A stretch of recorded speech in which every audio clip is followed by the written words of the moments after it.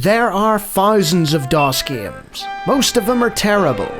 I play one selected at random with a 20-minute time limit and record it live. This is the result.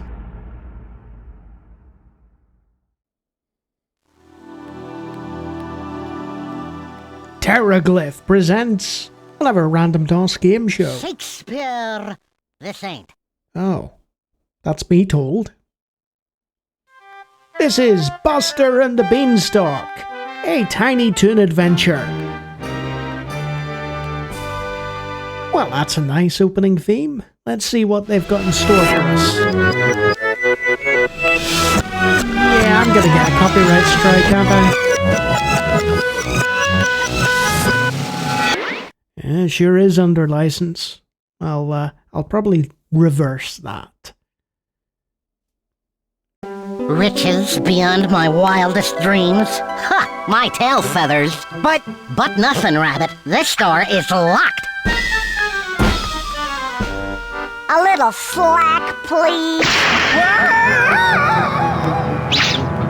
You'll never work in this town again.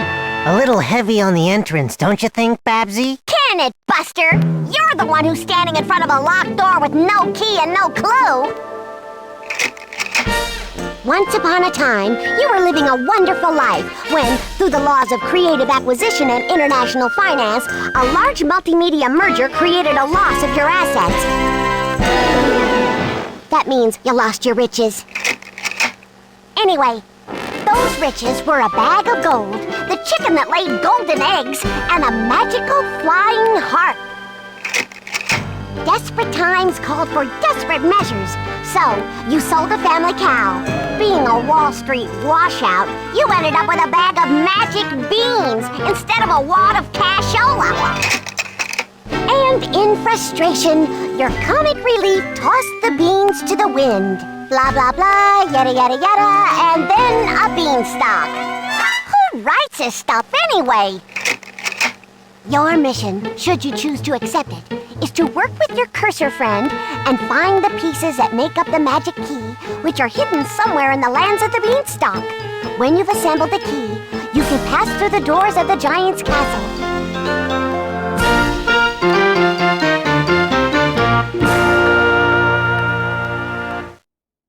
Okay, let's give it a try, see what happens. And to summon this hauntingly beautiful fairy, here's the magic cellular phone. Hey, it's the 90s, so don't spend your nickel all in one place. You can only call me 3 times, and maybe I'll help you if I'm in the mood. Now you must proceed on your quest. But you will not be alone. You will have help from your comic relief and Click Happy. That would be you.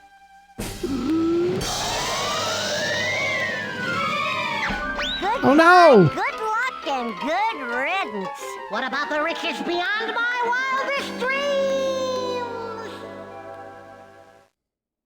Excellent introduction. Very self-aware, which I always enjoy. Captures that acerbic Here humor. we go again. Yeah, but now we have help, remember? Okay, we're off.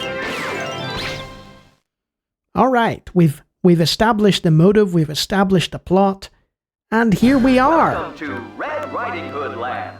Stay to the right, no flash pictures, and most of all, please do not feed the wolves. Anytime you forget what you're looking for, just tap on the magic speaker, and I, the beautiful and mysterious princess, will help you due to contractual obligations that I must adhere to.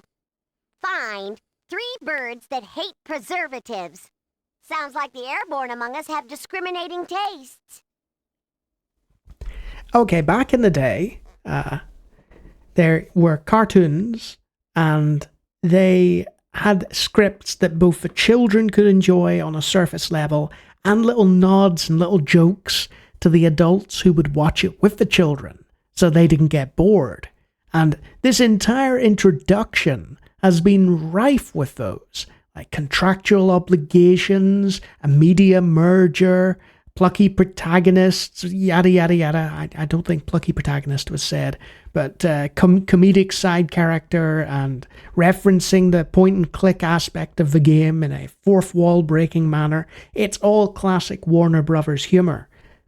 So let's click this. Well, that didn't do much. What about that? Grandma, what big eyes you have. I'll huff and I'll puff and... Whoops, wrong script. Huh. Do you think my carnivorous colleagues will accept the vegetarian lifestyle? I sincerely doubt that.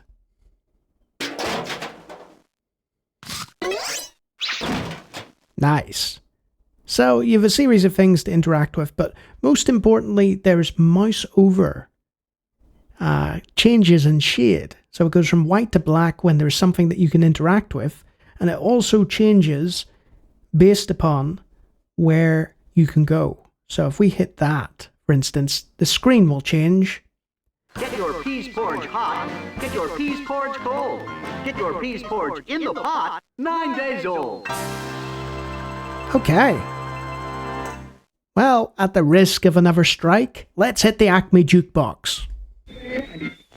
Counting down the top 10 for this week, coming in at number 2 is porridge. I don't think that's a song or a group. Porridge. Will you see someone will point out porridge in the background for me?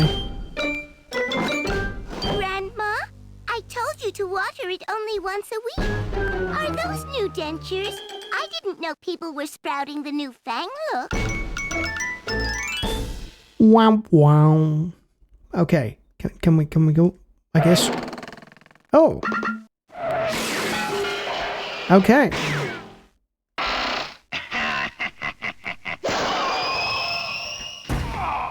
Here, Wilbur, take Grammy's teeth. Ew! You could have rinsed them.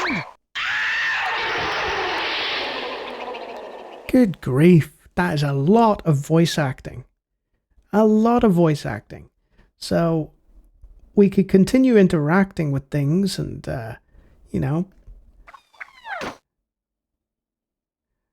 But it doesn't feel like a traditional point-and-click adventure game. Hi, this is Papa Bear. Mama Bear, me, and the tribe are walking off the undigestible porridge. Leave your name at the beep. I think I'm going to leave this here. Never mind leave my name. Because, honestly, it's one of those where I'd need to consult an FAQ or a walkthrough. I know it's a children's game, but it's the point-and-click elements are there. And I just need to figure out where to go and what to do in order to give a decent playthrough of it. But yeah, apparently there's platforming elements later in between levels or whatever, but that was interesting because the production values were so very high. I mean, they had the full Warner Brothers might behind them there for the Tiny Toon Adventures, and that's some of the best voice acting I've heard in a DOS game as a result. But in terms of it being an actual game, I mean, yeah, if you enjoy those kind of point-and-click adventure games where the environment is almost reacting to your clicks rather than it being an inventory-based puzzler, then maybe there's something here for you. This looks like a promising bit of real estate. It just doesn't grab me personally. So if you're a big fan of Warner Brothers' style of animation, then you can't go wrong with this. I mean, it's fairly entertaining. But it feels like there was an opportunity here to have a real, proper point-and-click adventure game rather than just a sort of simplified children's version. Maybe I'm being too harsh on it, I don't know. Something was missing. And there wasn't enough music. It just randomly turned up in places and then it went back to silence, which was a bit awkward. And if you like me talking about random DOS games, I do it all the time. Feel free to take a look at hundreds of other videos on my channel, and if you like what you see there, you can always subscribe. And if you remember watching Tiny Toon Adventures when you were much younger, you might be one of my patrons. Who knows? Wonderful people. A secret cabal of amazingly talented individuals. So yeah, mixed feelings about this one, because there's a lot to like here, but some of it was also exceptionally annoying, and it didn't feel like there was enough of a game here, despite the excellent presentation. Until next time.